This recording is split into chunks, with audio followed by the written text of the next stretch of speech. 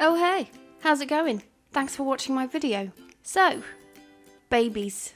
Babies have been a life state in every Sims game and each game has done them differently. So in this video we're going to be comparing babies in The Sims 2, The Sims 3 and The Sims 4 to see how progressively worse they've become. So let's start off with The Sims 2. So in The Sims 2, when a baby is on the way, the pregnant Sim will change into maternity wear and will be pregnant for 3 Sim days. When the baby is born, there's a little cinematic cutaway showing your pregnant Sim welcome their little bundle into the world. They all have the same face, but with different skin, hair and eye colour based on their parents. Sims have to prepare for babies by buying a crib, like a proper full-size crib, along with a changing table. When babies are born, they can be held, placed in the crib or put on the floor. Their needs are not visible as they're not selectable, but you can see the colour of their background as to how they're doing. You have to guess a fair bit about what they actually need, although with the free time expansion pack, the skill of parenting is introduced, and Sims who are pregnant will want to read a parenting book before they have their baby. If the Sim has mastered the parenting skill, they'll be able to see what the baby needs via thought bubbles above the baby's head. Babies can sleep on the floor, but they're better rested if they sleep in a crib. Babies are fed with bottles that come from the fridge, so your Sim will have to go over to the fridge to get the bottle and give it to the baby. Might sound like I'm going into too much detail here, but it's important. Once the baby's had some milk, they'll put their bottle on the floor and it will need to be picked up and put away. Much like nappies, when a baby's nappy is changed without a changing table, the dirty nappy will need to be picked up and put away. The baby will probably need a wash after that, but that's no problem. Babies can be bathed in the sink. Sims 2 babies will babble, laugh, smile and cry. Babies have their own objects which are unlockable through aspiration rewards. You have the Bottle Maker or Storer, the Dangle Master Deluxe and the Bouncinator 3000. They don't have wants or fears, but they do have memories. And if a Sim leaves a lot without the baby, then a social worker will come and take the baby away. The baby can be adopted by a different family in the neighbourhood if that happens. Thankfully though, your Sims don't have to stay home all the time. They can hire a nanny to stay home and watch the baby, and maybe even do a little cleaning and tidying around the house too.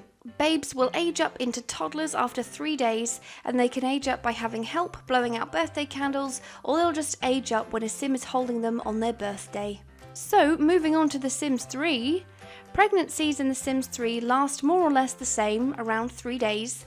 But this time around, the Sim will experience more pronounced pregnancy symptoms, like morning sickness, cravings, mood swings and back pain. Prego Sims will want to go and relax at the spa. You may even find that Sims will have a want for a specific gender, like the father might want a girl and the mother might want a boy. And babies can also be born at the hospital now as well as at home. The other parent will drive their partner to the hospital and both will go in to deliver the baby. There aren't any cutaways for childbirth this time around. The Sim will just spin around and then a baby will appear. They're assigned 2 traits at birth in The Sims 3. If as the player you manage to keep the mother happy during pregnancy, you will be able to select one or both of their traits. Doing things like getting a massage or reading parenting books during pregnancy will increase the chances of being able to choose the traits. If the mother has a difficult pregnancy with no help from you, then the traits will be randomly selected and will likely be negative. Unlike in The Sims 2, you won't be able to tell the hair or eye colour of your Sims when they're babies. They all have blue eyes and they all look pretty much the same. Babies are wrapped in blankets based on their gender, girls in pink and boys in blue. They are actually selectable in The Sims 3, although they can't really go anywhere and they can't perform any interactions, so I think it's more so we can just see their needs. Babies are not confined to the home this time around though. They can be carried to community lots or they can be put in a pushchair and taken for a stroll if you have the Generations expansion pack. When a baby cries, nearby Sims will get a negative moodlet from the crying baby. Funnily enough, Sims with the evil trait will be happy when a baby is crying, and they will try and steal candy from them. Babies don't get a changing table this time around, not unless you're happy to spend money on it as premium content, and they can no longer be bathed in the sink. As a part of the Generations expansion pack, babies can also be sent an imaginary friend to sit by their side. This little guy will build a strong relationship with the baby up until they become a child, and then they can turn their imaginary friend into a real-life Sim. So now let's talk about babies in The Sims 4. Babies have been an area of contention with The Sims 4 for a while now. The game has, in a way, regressed back to The Sims 1, where babies are treated more like interactable objects. They live in the basket and they only get out when a sim is interacting with them, and then they're placed back inside, like a hamster. Babies are treated the same as hamsters.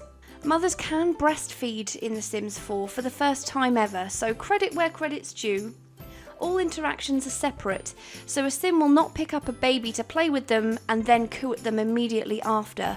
They'll put the baby back in the basket after every interaction. And like in The Sims 3, Sims do have the option to have the baby at home or go to the hospital. If you have Get to Work installed, you can go along and see the baby being born. There are a few bassinets to choose from if you purchase it before the baby's born, depending on what other packs you have. And in the spirit of taking a step back, babies are no longer selectable like they were in The Sims 3. The only real indication of how they're doing is by looking at their background colour or by them crying. Babies do not have traits this time round. The only thing you can give them is their name. And again, they are dressed in onesies based on their gender. Boys are dressed in a green onesie and girls are in yellow. Although if you do have nifty knitting, you can knit them a new onesie as well. The usual lifespan for a baby is 3 days, just like in previous games. However, they can be aged up at any time by clicking on the bassinet. Like in The Sims 2, babies are restricted to the home lot and cannot be taken anywhere. So if the other Sims in the household leave, the baby will disappear and will be sent to daycare, unless you hire a nanny.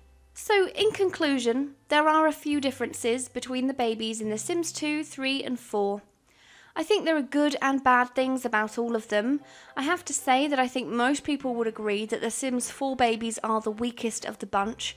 There seemed to be such a step back with that, which I don't really understand because so many in the Sims community are family gameplay players, so I'm sure they probably knew there would be some backlash there. What I'm hoping for is that eventually this video will be null and void because The Sims 4 will take a hint and give us proper babies in the future.